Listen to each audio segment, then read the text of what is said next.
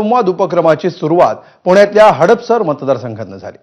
त्याअंतर्गत अजितदादांनी जिल्हाधिकारी, महापालिका आयुक्त, पोलीस सहआयुक्त यांच्यासह नागरिकांच्या समस्या ऐकून घेतल्या।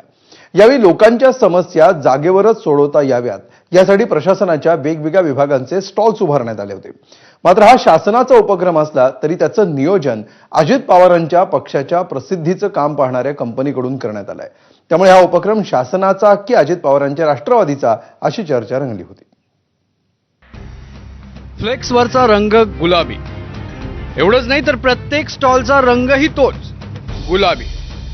अजित पवारांच्या जनसंवाद उपक्रमाची ही अशी गुलाबी सुरुवात झाली। यावेळी अजित पवारांसोबत पुण्याची अख्खी प्रशासकीय टीम हजर होती। मात्र सगळीकडे पसरलेला गुलाबी रंग पाहून हा उपक्रम शासनाचा आहे की अजित पवारांच्या राष्ट्रवादी काँग्रेसचा, असा प्रश्न अनेकांना पडला। सरकारचंच हे एक प्रकारचं काम आहे। मी येताना हा तू राष्ट्रवादीचा आहे, हा तुझा कादे बघून तू दुसऱ्या पक्षाचा, चल बाजूला, असं केलं नाही। मी नागरिकांचे प्रश्न सोडवत असताना माझे आयुक्त असतील, माझे कलेक्टर असतील, माझे ॲडिशनल कमिशनर असतील, माझे दुसरे ॲडिशनल कमिशनर असतील, पोलीस खाता असेल, आम्हाला सगळ्यांचेच प्रश्न सोडवायचे। त्यांची पण जबाबदारी त्यांच्या कॉर्पोरेशनच्या हद्दीतले सार्वजनिक प्रश्न सुटावे हीच आहे। आणि माझ्यावर पण, मी इथला पालकमंत्री आहे, राज्याचा उपमुख्यमंत्री आहे, लोकप्रतिनिधी आहे, म्हणून मी पण त्याच्यामध्ये प्रयत्न करतो।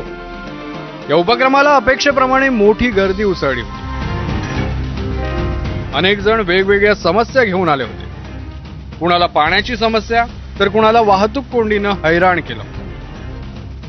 ट्रॅफिक 15 नंबर चौकात ट्रॅफिक जाम होतोय।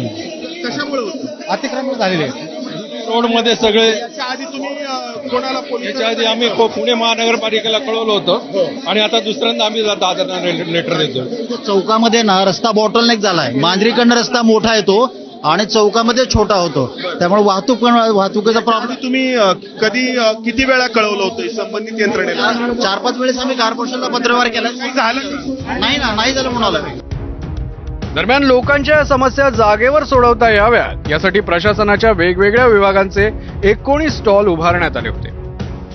प्रत्येक विभागाचा अधिकारी या स्टॉलमध्ये उपस्थित होता। काहींचं काम मार्गी लागत होतं तर काहींच्या पदरी इथेही निराशाच। समस्या आहे की सरेमध्ये माझं घर आलेलं आहे, म्हणजे त्यांनी अपीलमध्ये टाकले माझं घर।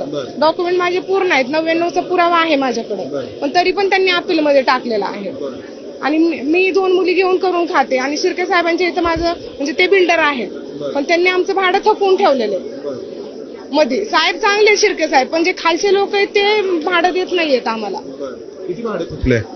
म्हणजे बघा ना, आता 2.5 वर्षापासून 7,000च्या हिशोबाने आम्हाला त्यांनी चेक दिलेला होता, एक पहिलाच। घर वाटला नाही ते? एकच वटवला स्टार्टिंगला, घर उठवायच्या टायमाला। तुम्ही दादांना भेटलात? दादांनी सांगितलं डायरेक्ट गुरव साहेबाकडनं करून घ्या म्हणून। आता हे म्हणतात की इकडे जावा तिकडे जावा, मग तेच झालंय परत। मात्र या शासकीय उपक्रमात सगळीकडे अजित पवारांच्या राष्ट्रवादी काँग्रेसच्या कार्यकर्त्यांचीच लगबग पाहायला मिळाली। सामान्य नागरिकांना त्यांचे प्रश्न सोडवण्यासाठी एक हक्काचं व्यासपीठ निर्माण व्हावं यासाठी अजितदादांनी पुढाकार घेतलाय आणि जनसंवाद हा संपूर्ण महाराष्ट्रामध्ये उपक्रम त्यांनी राबवायचं ठरवलेलं आहे। आज त्याची सुरुवात होतीये। ही सुरुवात पुणे शहरात हडपसरमध्ये होते, माझ्या मतदारसंघात होते।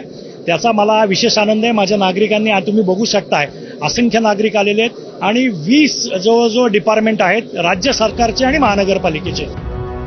हा जनसंवाद उपक्रम राज्यातल्या वेगवेगळ्या मतदारसंघांमध्ये राबवण्यात येणार असल्याचं राष्ट्रवादी काँग्रेसकडून जाहीर करण्यात आलंय। त्यासाठी डिझाईन बॉक्स कंपनीकडून आखणी करण्यात आली आहे। नागरिक या कार्यक्रमात त्यांच्या अनेक प्रश्नांची उत्तरं शोधण्यासाठी आले होते, पण या कार्यक्रमातूनच अनेक प्रश्न निर्माण झालेत। जसं की डिझाईन बॉक्स या कंपनीकडे या कार्यक्रमाची जबाबदारी कशी? वर्षानुवर्ष जे प्रश्न सुटलेले नाहीत, जसं की वाहतूक कोंडी आणि पाणी टंचाई, ते या एका उपक्रमातून सुटतील का? आणि अजित पवारांचा शासकीय यंत्रणांना सोबत घेऊन सुरू असलेला हा जनसंवाद त्यांचा मित्रपक्ष असलेल्या भाजपला पचनी पडेल का? मंदार गोंजारी, एबीपी माझा, पुणे।